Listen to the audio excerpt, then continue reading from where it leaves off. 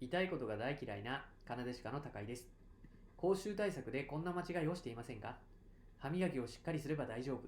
タブレットを口に含めば息爽やか。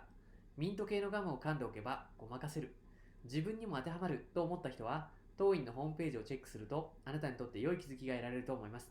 日本人歯科医師が海外で活躍するための英単語をご紹介しています。今日の英単語はこちらになります。また、スマホで簡単にできる口臭診断ページを作りました。無料診断はこの動画の下の説明欄からご利用ください。